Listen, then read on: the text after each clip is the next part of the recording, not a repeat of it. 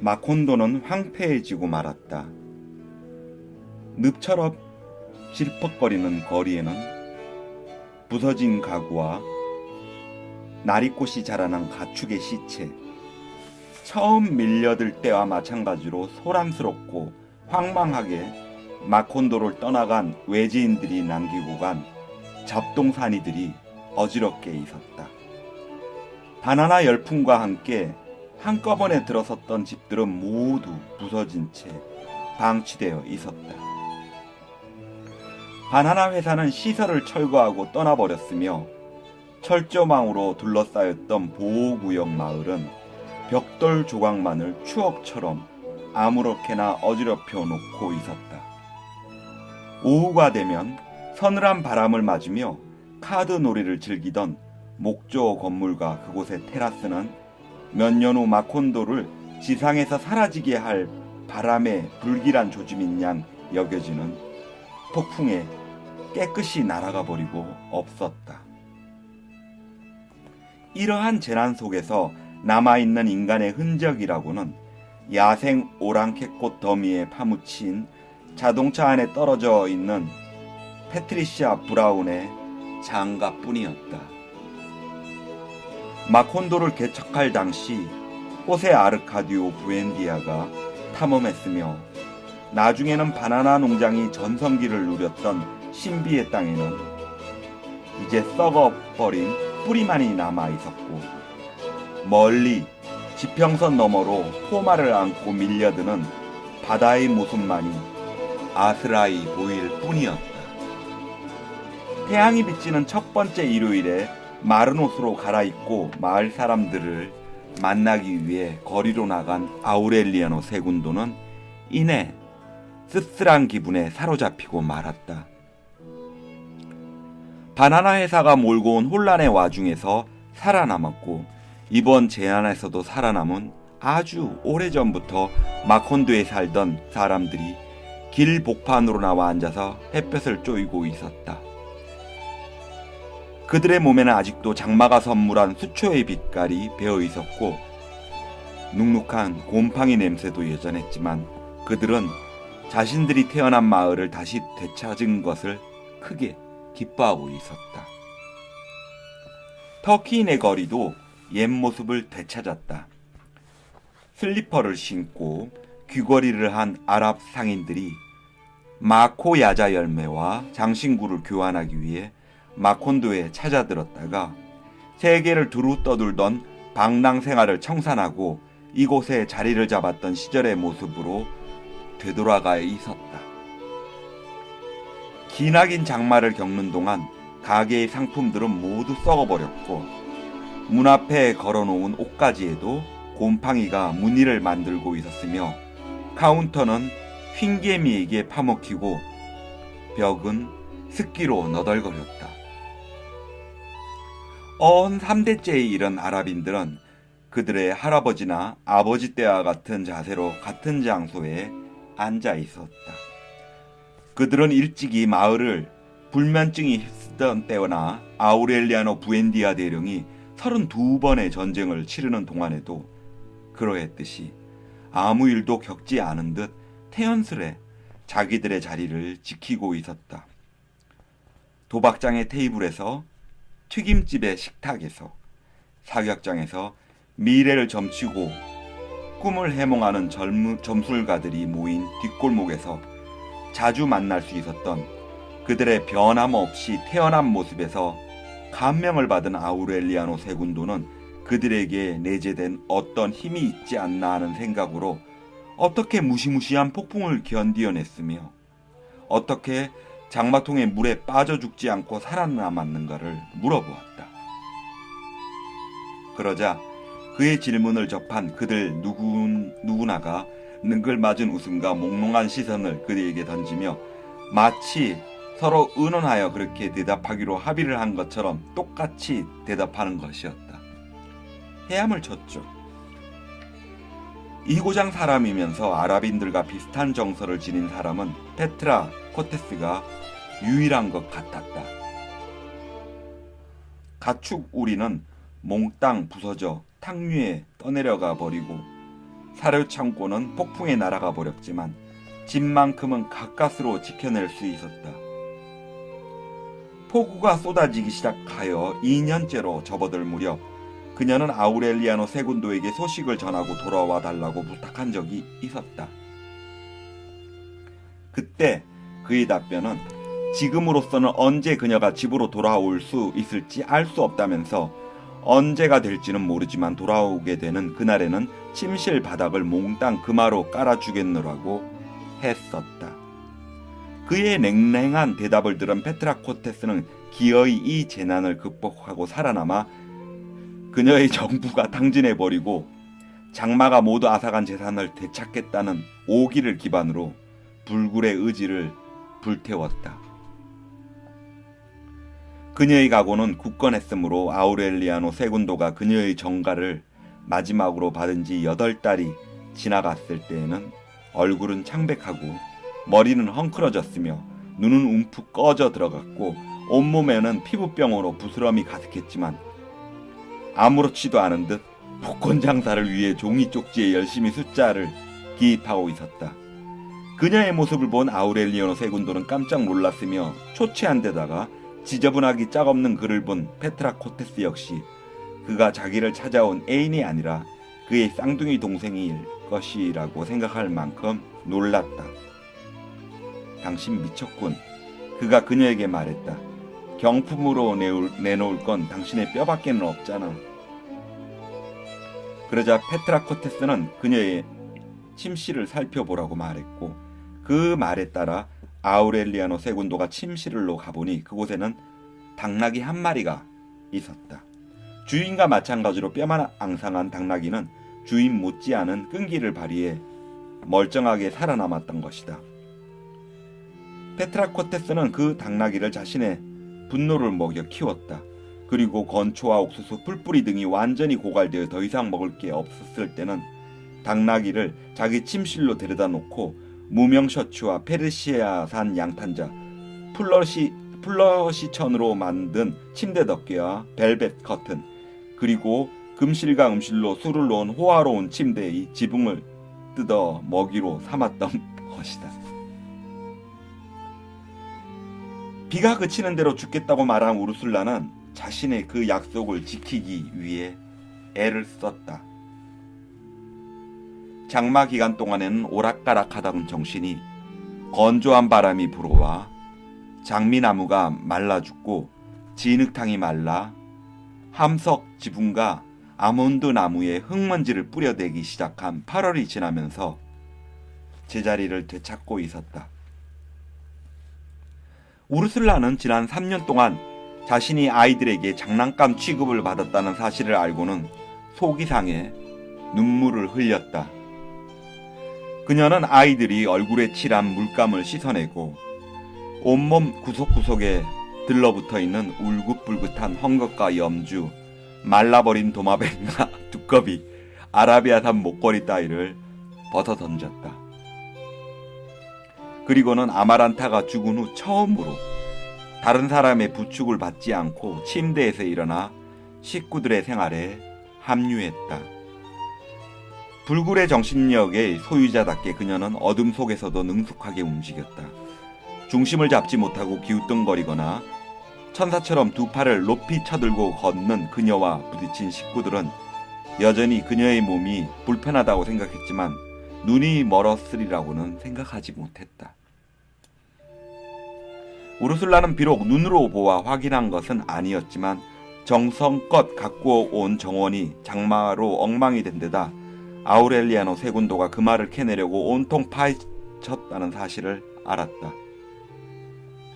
또한 벽과 바닥의 시멘트가 갈라지고 가구는 습기가 차 눅눅해졌으며 문짝은 떨어져 나가고 그녀가 젊었을 때라면 상상할 수 없을 만큼 집안 식구들이 절망과 비탄에 잠겨 있음을 알았다. 그녀는 방마다 손으로 더듬어 살펴보고는 나무를 갉아먹는 흰개미와 옷장 속에 옷을 갉아먹는 존벌레, 장마로 인해 부쩍 늘어난 붉은 개미들이 집의 기초를 파내는 요란한 소리를 들었다. 하루는 그녀가 트렁크를 열었을 때 그 안의 옷을 망쳐놓고 우글거리는 바퀴벌레를 쫓아내기 위해 산타 소피아 들라 피에다들을 불러야 했다. 이게 어디 사람 사는 집이니? 우르술라가 말했다. 이렇게 지내다가는 머지않아 사람까지도 벌레한테 잡혀 먹히겠어. 이때부터 우르술라는 바삐 움직였다. 이른 새벽에 일어나서 아이들까지 동원해 일을 시켰다. 그녀는 아직 입을 수 있는 옷을 골라 햇볕에 말리고 살충제를 뿌려 바퀴벌레를 제거했으며 흰개미들이 갈가댄 문과 창문의 흠집을 칼로 긁어내고 개미굴에는 생석회를 발라놓았다. 그녀의 집을 옛 모습대로 복원해야 한다는 일념으로 모든 방을 정돈해 나갔으며 마침내는 그동안 버려두었던 방까지 손을 대었다. 그녀는 일찍이 호세 아르카디오 부엔디아가 현자의 돌을 발견하느라 정신을 쏟던 방에서 잡동사니와 거미줄을 걷어냈고 그림들이 들쑤셔 놓은 은세공 작업실을 청소했다. 그리고는 마지막으로 메르키아데스의 방을 살피기 위해 열쇠를 가져오도록 했다.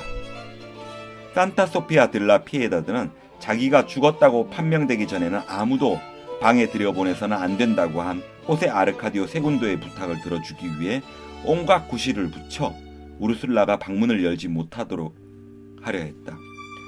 그러나 집안의 한 구석도 빼놓지 않고 벌레의 잠식을 허용하지 않겠다고 작정한 우르술라의 결심을 꺾을 수는 없었다. 결국 사흘 동안의 끈질긴 실랑이 끝에 우르술라는 그 방을 열게 하는데 성공했다. 그녀는 방문을 열자 밀려든 악취에 정신을 잃지 않으려고 문기둥을 붙잡고 의지를 해야 했으나 곧 그 방에 여학생들이 사용하던 72개의 변기가 있다는 사실을 기억해냈다. 그리고 어느 비오는 날 밤에 수색 나온 군인들이 집안을 뒤지면서도 호세 아르카디오 세군도를 보지 못했다는 사실을 알아냈다. 하나님 맙소사, 우르슬라는 모든 것이 한눈에 보인다는 듯이 소리쳤다. 내게 온갖 예절을 기가 닳도록 가르쳤는데도 결국 돼지처럼 사는구나. 호세 아르카디오 세군도는 지금까지도 양피지 원고를 읽고 있었다. 산바람 머리카락 틈새로 치석이 끼어 푸르스름한 이빨과 몽롱한 눈동자가 보였다. 그는 증조모의 목소리를 듣고는 문 쪽으로 눈길을 돌리며 미소를 지으며 자신도 모르게 과거 우르슬라가 하던 말을 되풀이했다. 할머니는 무얼 기대하셨나요? 그는 중얼거리듯 말했다. 어차피 시간은 흐르던 게 아니던가요? 그렇게야 하지. 하지만 그토록 많이 흐르진 않았어.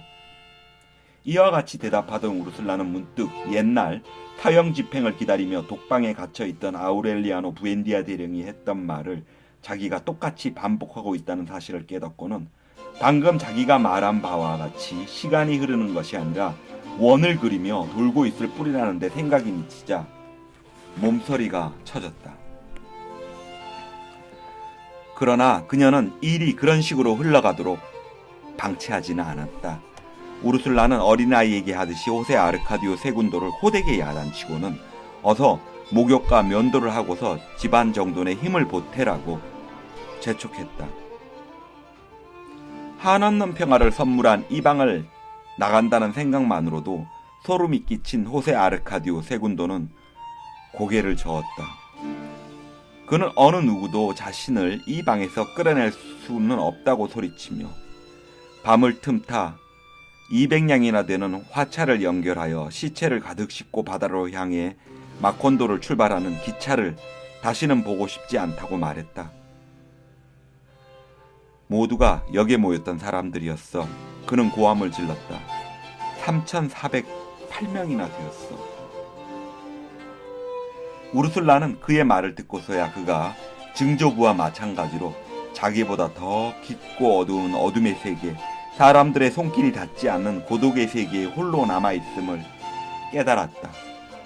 결국 우르술라는 그가 계속 그 방에 머물도록 양보했지만 그 대신 자물쇠를 채우지는 못하게 했다. 그리고는 그 방을 매일 청소하도록 했으며 변기는 하나만 남기고 모두 없애버렸다. 그녀는 오랜 세월을 밤나무에 묶여 지냈던 그의 증조부에게 그러했듯이 그를 깨끗하고 보기 좋은 모습으로 돌보아 주었다.